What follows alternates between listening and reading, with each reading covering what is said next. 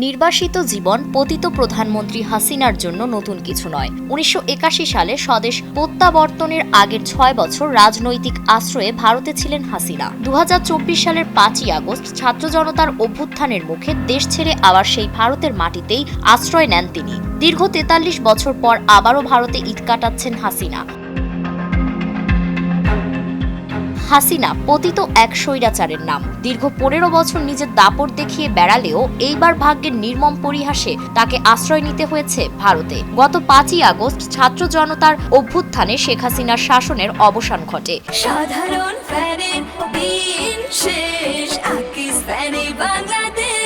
গত ১৫ বছর পরিবার পরিজন নিয়ে আনন্দ উচ্ছ্বাসে ঈদ উদযাপন করলেও এইবারের ঈদ উল ফিতর তাকে একাই কাটাতে হচ্ছে। কারণ ৫ই আগস্টের পর আওয়ামী লীগ ও সহযোগী সংগঠনের নেতাকর্মীদের জীবনও ওলট পালট হয়ে গেছে। কেউ আত্মগোপনে, কেউ কারাগারে, কেউ বা বিদেশে নির্বাসিত।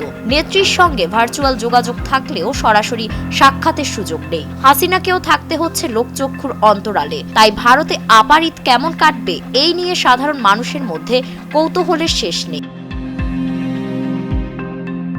১৯৭৫ সালের ১৫ই আগস্ট বঙ্গবন্ধুকে সপরিবারে হত্যার সময় বিদেশে থাকায় প্রাণে বেঁচে যান শেখ হাসিনা ও তার ছোট বোন শেখ রেহানা। সেদিন থেকেই শুরু হয় তাদের নির্বাসিত জীবন। প্রথমে জার্মানি, পরে ভারত। সেখানে দীর্ঘ ৬ বছর রাজনৈতিক আশ্রয় কাটানোর পর ১৯৮১ সালের ১৭ মে দেশে ফেরেন তিনি। কিন্তু ৪৩ বছর পর যেন ইতিহাস আবারও ফিরে এলো। এবার ঈদ উল ফিতর নয়াদিল্লির নিরাপদ বাড়িতেই কাটাবেন শেখ হাসিনা।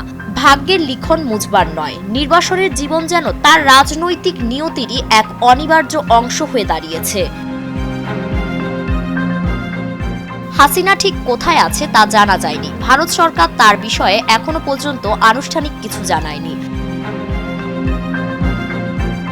সর্বশেষ ২৪শে অক্টোবর ভারতের গণমাধ্যম দ্য প্রিন্টে প্রকাশিত একটি প্রতিবেদনে বলা হয়েছিল, শেখ হাসিনা ২ মাসের বেশি সময় ধরে ভারতীয় সরকারের ব্যবস্থাপনায় নয়াদিল্লির লুটিয়েন্স বাংলো জোনের একটি নিরাপদ বাড়িতে বসবাস করছেন। এর আগে তাকে নয়াদিল্লি থেকে অজ্ঞাত স্থানে সরিয়ে নেওয়া হয়েছে বলে গুঞ্জন উঠলেও তা নাকচ করে দেয় গণমাধ্যমটি। ফারিন রহমান প্রীতি, নয়াদিগন্ত।